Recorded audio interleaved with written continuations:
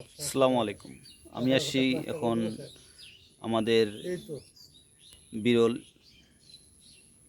থেকে এই আমাদের পাখুড়া 0 পয়েন্ট স্তরবন্দর।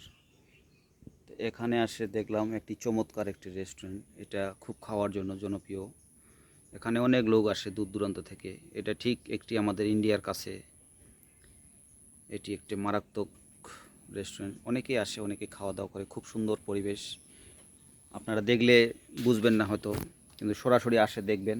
খুব সুন্দর একটি ভালো পরিবেশ। আসুন আপনারা সবাই মিলে এখানে বসে সুন্দরভাবে নাস্তা করবেন, খাবেন। আমরা আসছি আজকে ঈদের দিনে বেড়াতে। সকাল এখন বাজে তোমার এই তো 10টা 17 বাজে। এত সকালে আমরা নামাজ পড়ে রওনা দিয়েছি কুরবানির দিনে আজকে।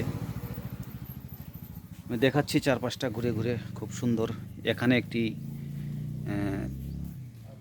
গার্মেন্টস আছে, আমরা জানি না। তো মানুষের খুব সুন্দর একটি গার্মেন্টস। এই যে গার্মেন্টসটা ভিতরে অনেক কিছু কাজ হয়, টুপি থেকে শুরু করে গামছা তেওয়ালিয়া যা আছে, লুঙ্গি শো তৈরি হয়। এমন একটি পাখুড়া ইন্ডিয়ার কাছে একটি গার্মেন্টস আমরা ধারণা করতে পারিনি। অথচ গার্মেন্টসের পাশাপাশি একটা রেস্টুরেন্টস, অনেক লোকজন আসে এখানে খাওয়া দাওয়া করে।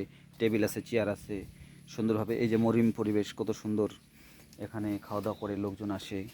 তা এখনও লোকজন আসা শুরু করেনি, হয়তো বিকালবেলা আসবে, খুব জনপ্রিয়তা হবে।